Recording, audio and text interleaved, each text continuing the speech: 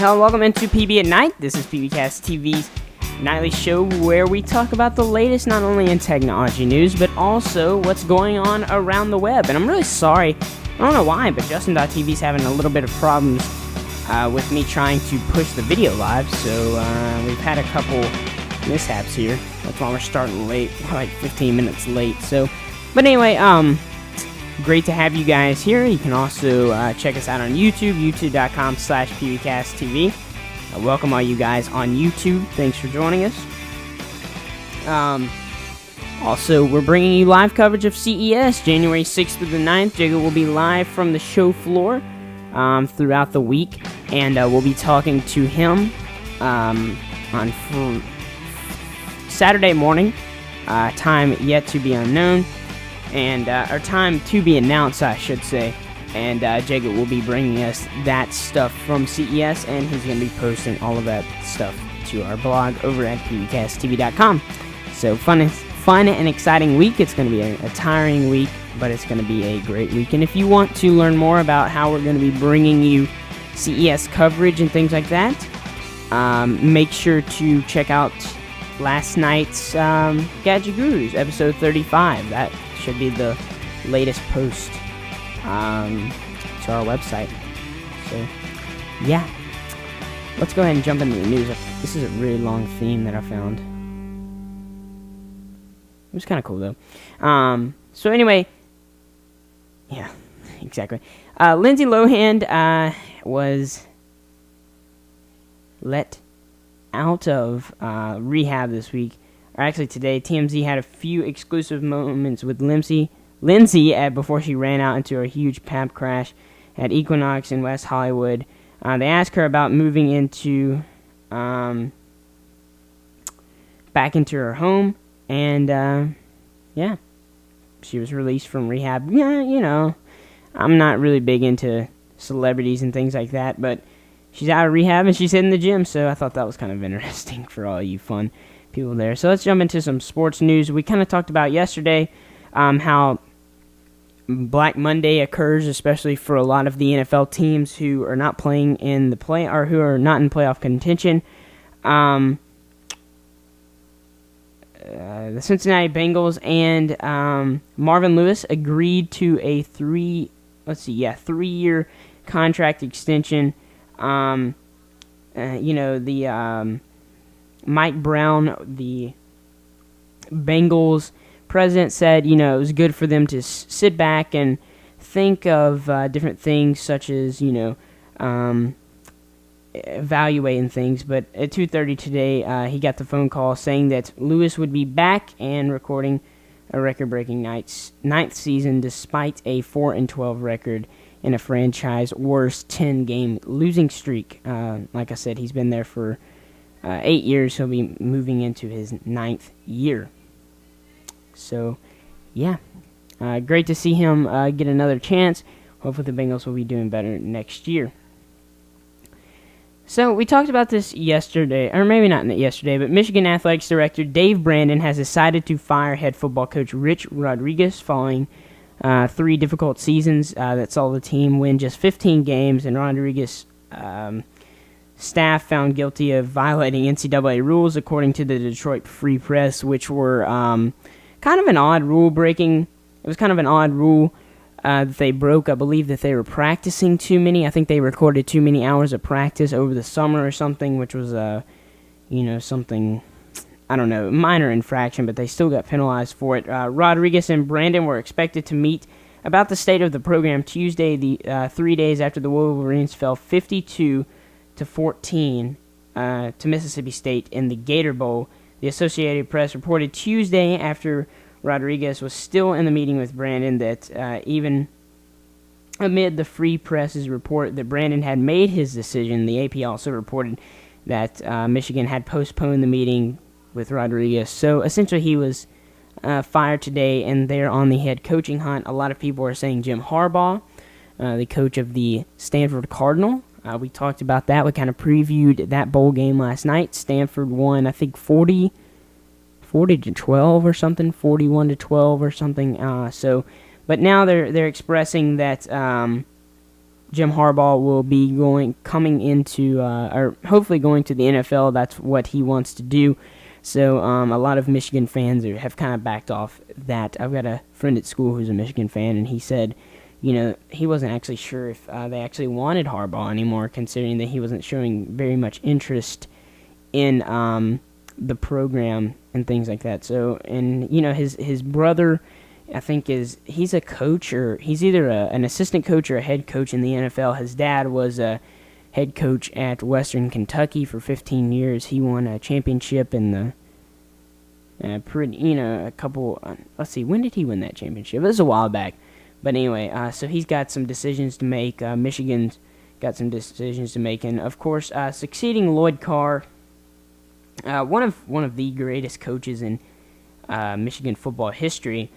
He struggled with a 3-9, 5-7, and 7-6 records in 3 consecutive years. He was also found guilty, as we said, of the NCAA rules violation, and the school was hit with a 3-year probation.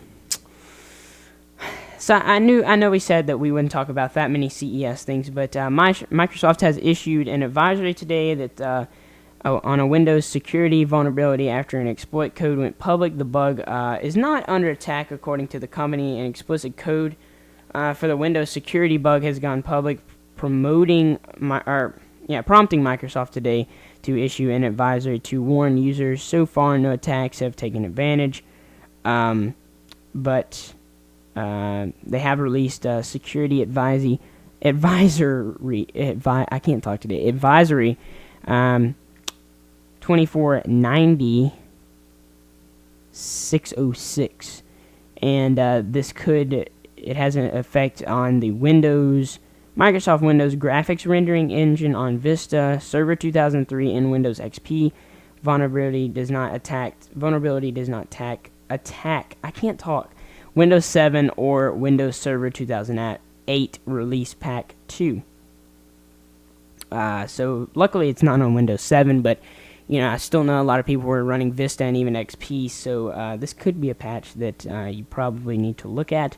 So make sure to look at your mandatory updates in the coming days, I guess. Actually, is today Tuesday? I guess today is Patch Tuesday. Or no, it's the third Tuesday or something. Anyway, I know this kind of... I know Jacob just joined the chat room. We've talked about before, Jacob has the HTC Evo 4G. Well, today, Sprint said that they had... Yeah, it's Tuesday. Anyway... Sprint plans to release this weekend the HTC Evo Shift 4G, a WiMAX-powered Android smartphone that is the successor to Sprint's most popular Android phone or smartphone ever. The Shift differs design-wise from its predecessor. The HTC Evo 4G has an additional sliding corded keyboard smartphone. Maker HTC has also reduced the size of the display from 4.3 inches to 3.6. It dropped the user-facing 1.3 megapixel camera that was available for video calls. On the older model, the Shift's camera will have an 8 megapixel as opposed to the 5 megapixel on the Evo 4G. The original smartphone released in June set a sales record on Sprint. Thousands of customers lined up for hours before Sprint stores opened. It went on sale at Best Buy, Walmart, and Radio Shack. Some 22,000 location reported temporary shortages. I don't know, Jacob. Didn't you get like the last device or something for the Evo? Wasn't it like the last one that was available at Best Buy or something? Oh, yeah, you just walked in. Now I remember this. Everybody else had, they had signed up for it and stuff, and you just walked in and you got, your device or whatever. But the Evo's still a great phone. I think really the biggest thing is going to be the 8-megapixel camera, and then also the not having the front-facing camera. And I think they said it's just going to have a 1 gigahertz processor and a newer next generation. It's going to be $150 with a $100 mail-in rebate, 2-year service agreement. Sprint's 3G starts at $70 a month. Add an additional $10 a month if you're a customer with 4G access. It's got 2 gigabytes. It's going to come with a 2 gigabyte micro SD and expanded to you can expand it up to 32, of course. So yeah, keyboard is really the biggest thing for there. I thought this was an interesting story. I found it on foxnews.com in the science and technology section. A 10-year-old kid discovered, actually a 10-year-old girl discovered a supernova. It may have only appeared as a tiny glowing hovering spot in a distant galaxy, but it made the sight of a precocious 10-year-old amateur astronomer. I can't say that word. Anyway, the youngest person ever to have detected. Oh my gosh, I can't talk. Detected a stellar explosion known as a supernova.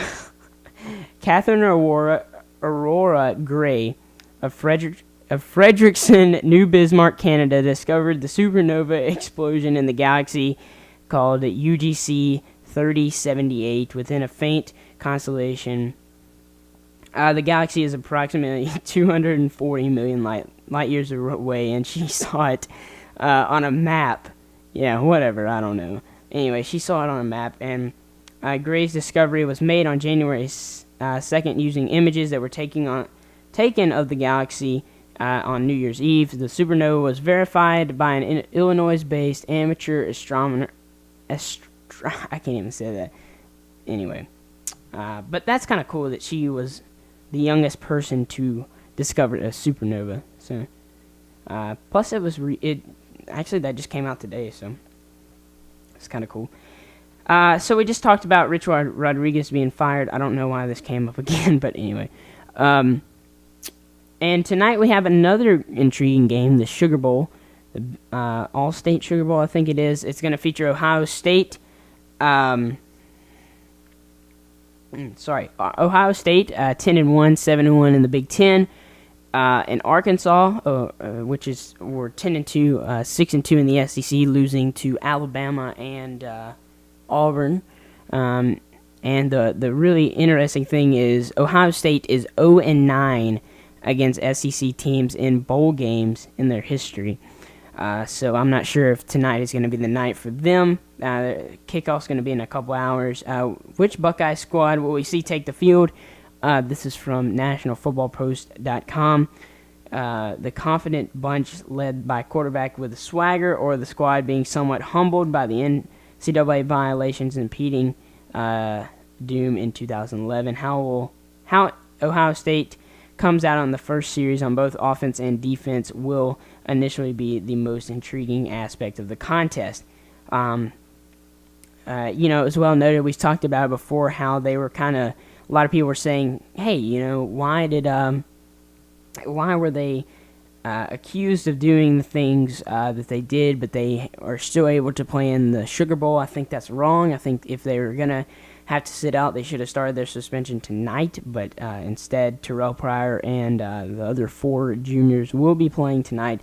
And, of course, on the Arkansas side, Ryan Mallett, one of the nation's best passers and one of the top 3 or 4 quarterbacks that could be coming out into the NCAA or into the NFL draft, will be playing tonight. And it's been a while since we've been able to see Arkansas play, and they've been on a hot streak lately. They lost both of their games in mid-season.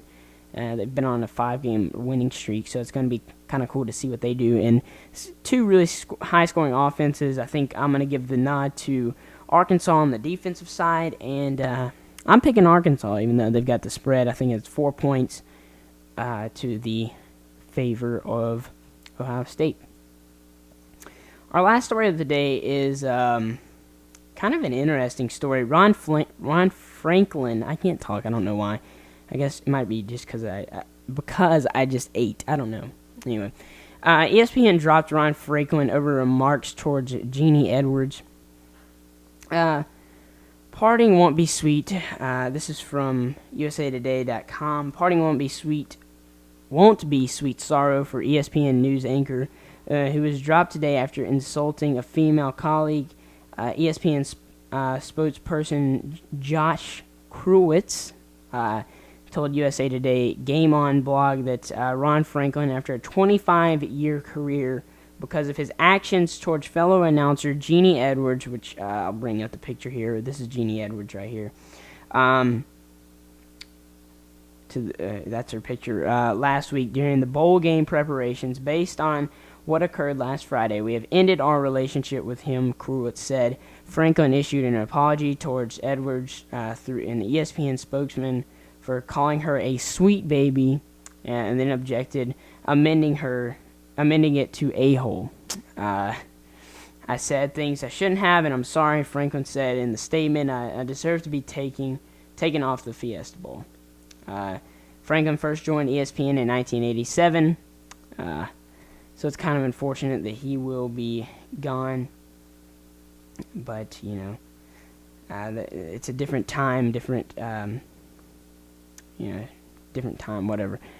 So that ends his career. Kind of a sad way to go out. But anyhow, so yeah. I guess that pretty much does it for this episode of PB at Night. I don't know why I couldn't talk tonight, but anyway, we had some pretty interesting stories. I'm going to go watch the Sugar Bowl later.